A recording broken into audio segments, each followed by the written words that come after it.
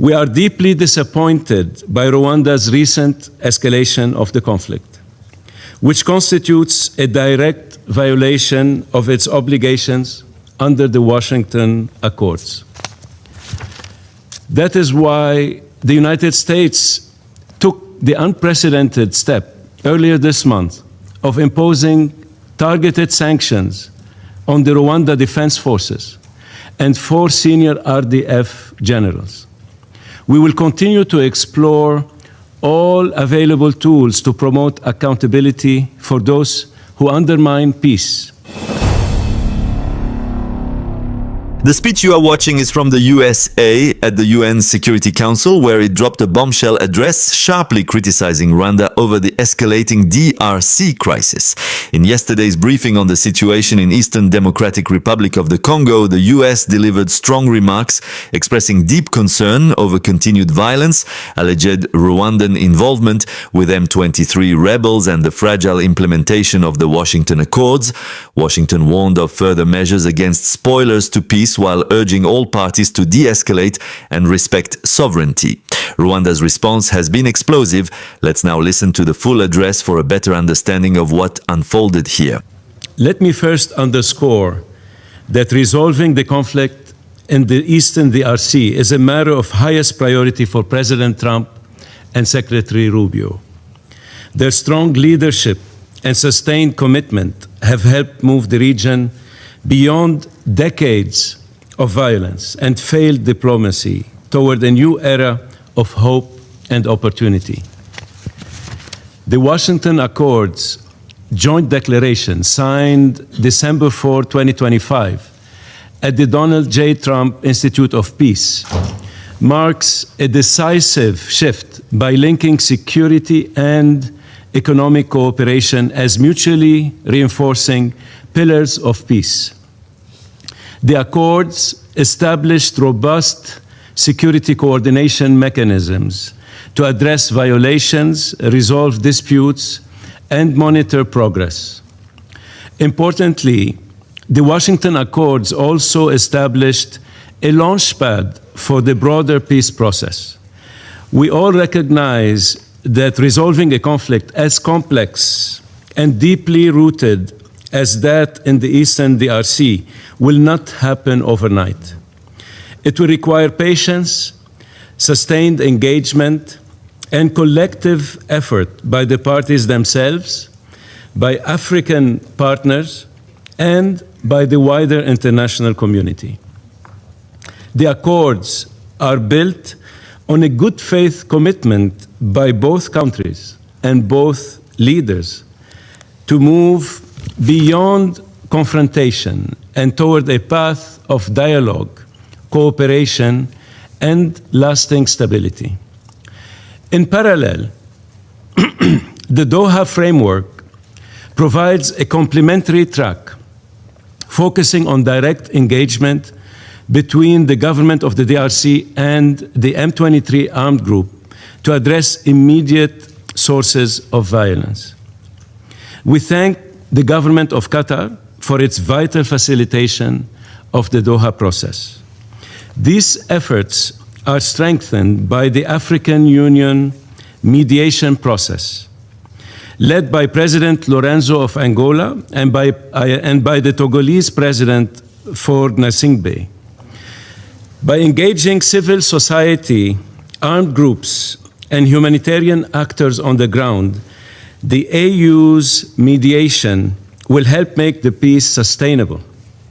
All these processes are essential and complementary, and the United States remains actively engaged in supporting their implementation, as well as that of the UN Security Council Resolution 2773.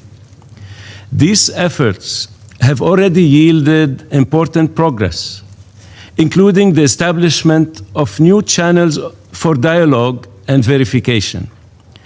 These achievements demonstrate that sustained engagement and robust mechanisms can produce tangible results, even in a complex environment. At the same time, we remain clear-eyed about the challenges that remain. We are deeply disappointed by Rwanda's recent escalation of the conflict, which constitutes a direct violation of its obligations under the Washington Accords. That is why the United States took the unprecedented step earlier this month of imposing targeted sanctions on the Rwanda Defense Forces and 4 senior RDF generals. We will continue to explore all available tools to promote accountability for those who undermine peace. We reiterate our call for the lifting of defensive measures and the immediate withdrawal of Rwandan troops from the territory of the Democratic Republic of the Congo. We also call for full respect for the sovereignty, territorial integrity, and political independence of the DRC. At the same time, the government of the DRC has committed to immediately neutralize the FDLR, at least in the areas under its control. These steps are essential to addressing the security concerns that have fueled mistrust and instability in the region. Lasting peace will also require the restoration of full state authority by the government of the DRC throughout the Kivus. The Congolese people must be able to rely on their legitimate institutions to provide security, governance, and basic services in these regions. We must also confront directly one of the most enduring drivers of conflict in Eastern DRC, the systematic looting of the region's natural resources. For decades, armed groups, criminal networks, and external actors have exploited Eastern Congo's mineral wealth through illicit extraction and trafficking. These resources have been diverted into illegal supply chains that enrich armed groups and other actors, sustain violence, and undermine legitimate governance. This predatory exploitation has deprived the Congolese people of the benefits of their own natural wealth while fueling instability across the Great Lakes region. It has enabled a shadow economy that has persisted for far too long. Any durable peace in Eastern DRC must therefore include serious efforts to dismantle these illicit trafficking networks, strengthen transparency and accountability in the natural resources sector, and ensure that the Congo's extraordinary wealth benefits its people rather than perpetuating conflict. Let me also express my deepest condolences to the families and loved ones of the French humanitarian worker killed and all those affected by the March 11 attack in Goma.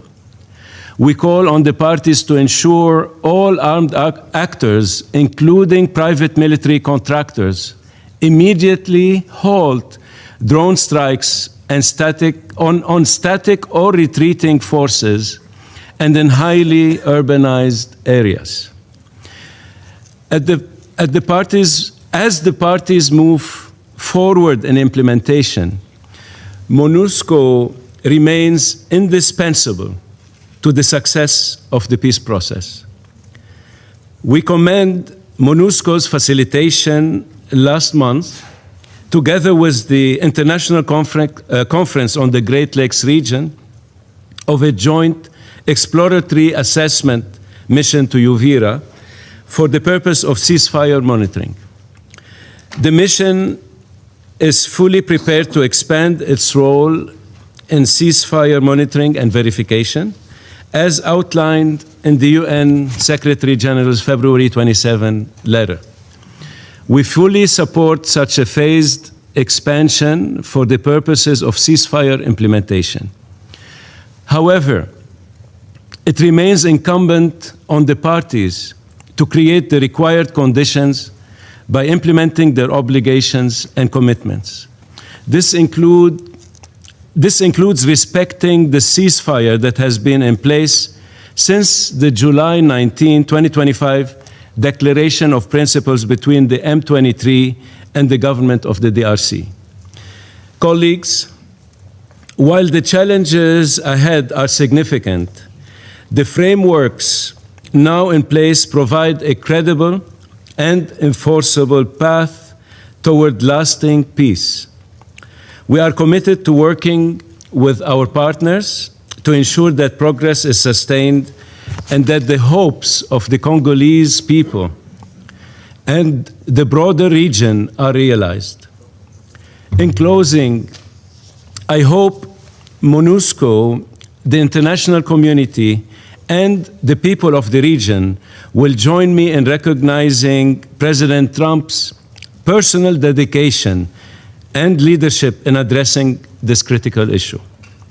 The White House continues to follow developments with great attention, and the United States will remain a committed partner in advancing peace, security, and prosperity for the DRC, Rwanda, and the entire Great Lakes region. Mr. President, for too long, Eastern Democratic Republic of the Congo has been the arena where old grievances, new ambitions, and external interests converge. And they do so with devastating consequences for civilians. The recent use of sophisticated aerial assets, including drone attacks in Kisangani and Goma, marks a dangerous escalation. Civilians, humanitarian actors, the UN personnel have again paid a high price for peace and security with their lives. These are violations, but more importantly, they are affronts to our shared humanity. In such circumstances, the implementation of a ceasefire is not only urgent, it is indispensable. On diplomatic efforts, the A3 urges all parties to take immediate steps to halt the violence and to bridge the persistent gap between diplomatic progress and security realities on the ground.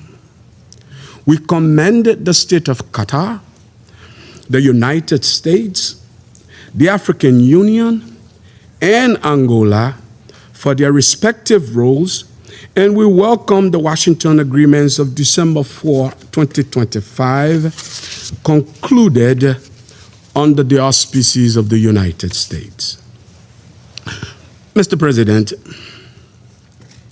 the Secretary General, in his letter of February 27, 2026, noted that MONUSCO may require an additional deployment within the phased approach to provide sustainable support for monitoring and verifying the ceasefire in North and South Kivu.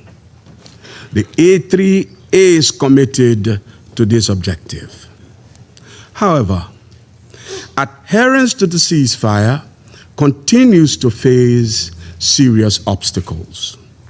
On December 10, 2025, one day after the Washington agreements, the AFC M23 and its supporters seized Uvira, a city of strategic importance to both the DRC and Burundi. Only sustained international pressure led to their announced withdrawal on January 17, accompanied by their call for the deployment of a neutral international force to enable a credible resumption of political efforts. In this context, The A3 welcomes the signing of the terms of reference for the expanded joint verification mechanism during the 7th COVM meeting in Doha on February 2, 2026. The deployment of EJVM missions to Uvira represents an important step toward operationalizing the ceasefire architecture and demonstrates a willingness by the parties to de-escalate. The A3 further encourages all political and diplomatic efforts to implement the ceasefire mandated in Resolution 2773, and we reaffirm in Resolution 2808 of 2026. The Washington agreements and the Doha process impose clear obligations to de-escalate and to cease hostilities. These obligations must be fully respected. Mr. President, despite progress in some areas, the full operationalization of ceasefire mechanisms remains incomplete. The Council must treat the realization of a ceasefire as an absolute priority. The A3 calls on the African Union, the United States, and Qatar as designated mediators to intensify their efforts and maintain consistent pressure on all the parties. There is momentum that must not be lost, lest Eastern DRC once again descends into large-scale war with the risk of broader regional crisis. Mr. President, the African Union has long affirmed that African challenges require African leadership, supported by genuine international partnership. This moment demands that resolve. To avoid yet another cycle of stalled progress, the A3 stresses the need for consolidated peace implementation architecture, one that brings together regional initiatives, ensures coherence in implementation, and guarantees transparent reporting to this Council. Allow me, Mr. President, to highlight several points aimed at course correction. First, the region has no shortage of agreements.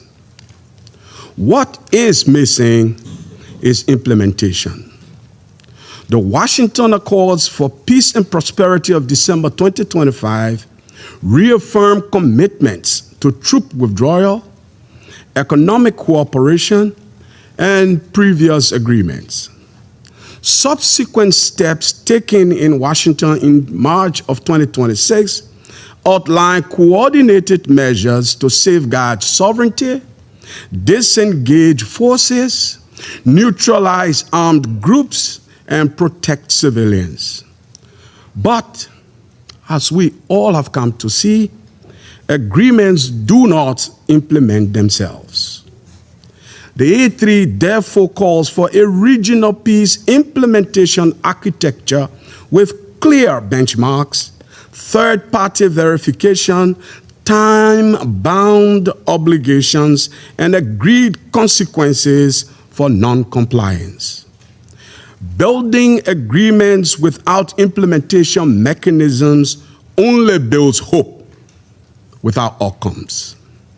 Peace must be engineered, not simply imagined. Second, the protection of civilians must be a priority. The humanitarian crisis, 6.5 million internally displaced and 27 million facing acute food insecurity, demands urgent attention. Airports in Goma and Kavumu must reopen immediately to allow humanitarian flights and MONUSCO's operations. Attacks on civilians, humanitarian personnel, The UN staff are unacceptable and require independent and impartial investigations.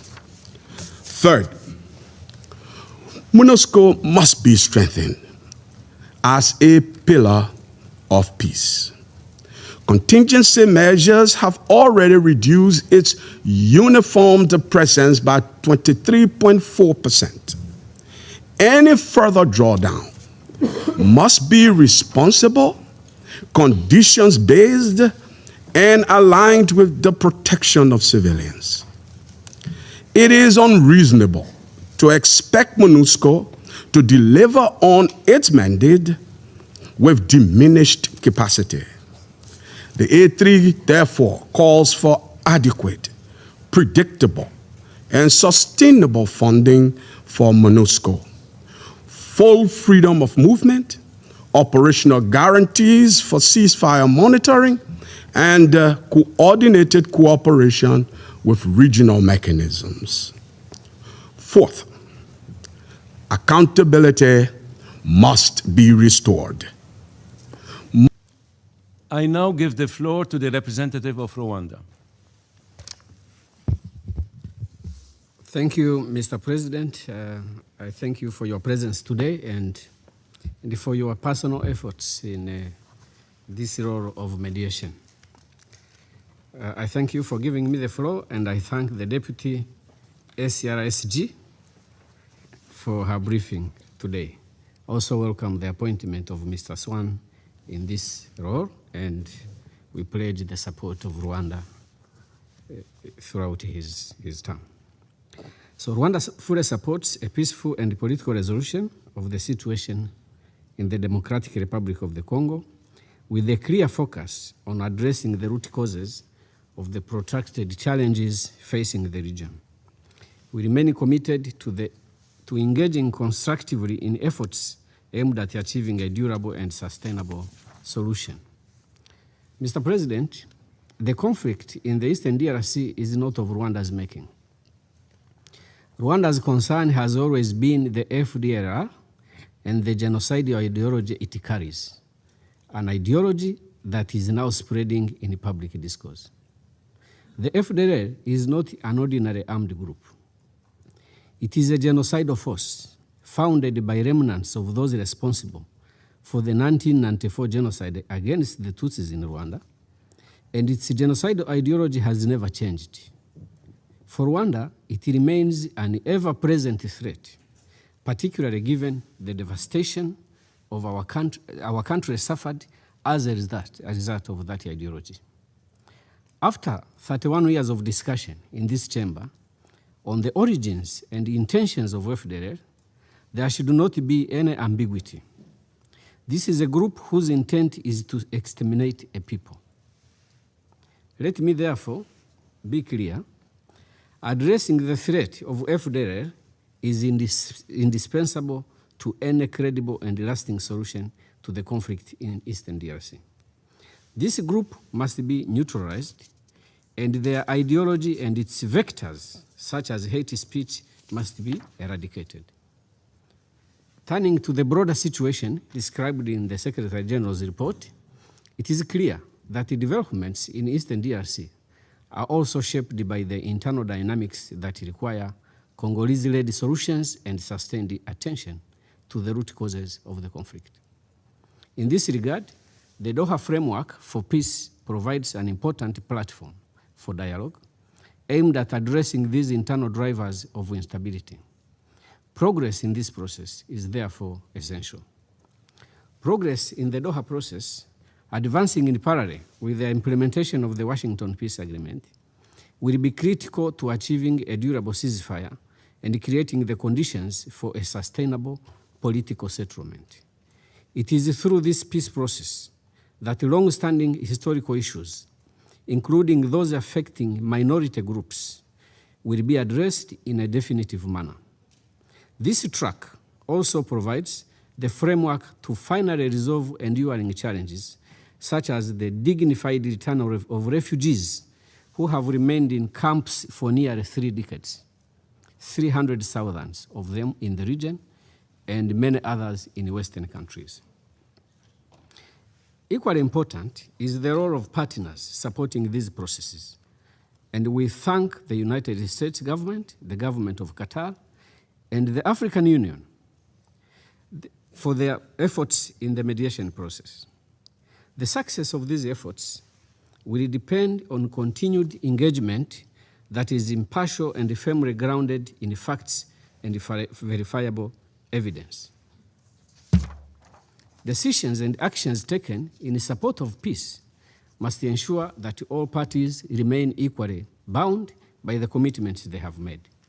Enforcement and support mechanisms should apply equally and justly to all parties. In other words, enforcement and support mechanisms for these peace processes must not only be even-handed, they should also be seen to be even-handed. Mr. President, the Secretary General's report highlights the rising number of protection incidents and the devastating humanitarian consequences of ongoing hostilities. Recent months have also seen an escalation in the use of drone strikes and other aerial attacks in populated areas. As the report notes, such attacks have already resulted in civilian casualties, including the tragic strike in Goma area this month that killed a humanitarian worker and other civilians. While not all incidents received the same level of international attention, communities across the high plateau and the other affected areas continue to bear the consequences of escalating aerial attacks. And allow me, Mr. President, in all humility, to mention just some of these attacks such that they can find their place in the records of the Council and can possibly inform the Council members in your future deliberations. On January 22nd, on January 24th, 12th February, 7th March, 9th March, 19th March, and as recent as yesterday, there were drone strikes in the area of Minembwe and some parts of North Kivu. In all these attacks, civilians were killed. Or their cows, their lifelines were killed. Or residents were not able to go out and do the farming. So I hope these two will be considered. And the dates are of essence. The dates are of essence. Allow me to conclude by reiterating Rwanda's commitment to the Washington Peace Agreement and our continued support of the Doha Framework for Peace. The agreements reached under these processes must now be translated into concrete progress on the ground. The effective functioning of the agreed monitoring mechanisms will be critical to building confidence, ensuring accountability, and supporting the full implementation of these commitments. If we remain focused on implementation and on addressing the root causes of this conflict, we have a genuine opportunity to move towards a durable and lasting peace in the region. Rwanda pledges that we shall play our part honestly and fully. Thank you, Mr. President. Thank you, Council members, for your attention. The US sanctions imposed on March 2nd, 2026 mark a sharp turning point in Washington's once warm partnership with Kigali by blacklisting Rwanda's entire defense force, or RDF, and 4 of its most senior generals, including Army Chief of Staff Vincent Nyakarundi. The Treasury Department has frozen assets, banned American companies and citizens from any dealings with the RDF, and issued a 30-day wind-down license that expires April 1st. The stated reason: direct operational support to M23 rebels in eastern DRC in flagrant violation of the Washington Accord signed barely 2 months earlier under President Trump's own mediation. A follow-up visa ban on additional senior Rwandan officials on March 6th only tightened the news. Yesterday's UN Security Council briefing amplified that message. The US representative delivered what diplomats described as a bombshell warning, declaring that Washington would deploy all available tools against any party undermining the peace process. The tone was unmistakable. Continued RDF involvement with M23 risks not just diplomatic isolation but deeper economic and security consequences. For Rwanda, the fallout is already tangible. Long reliant on US military training, equipment and development aid, Kigali now faces restricted access to Western markets, potential secondary sanctions on RDF-linked businesses, and a chill in bilateral ties that once made Rwanda one of Africa's top recipients of American security assistance. Tourism and foreign investment, key growth engines, could suffer as international partners reassess risk. Regionally, the sanctions embolden Kinshasa and its allies while isolating Rwanda diplomatically, even as Kigali insists the real threat remains the FDLR and other DRC-based militias that have operated with impunity for decades.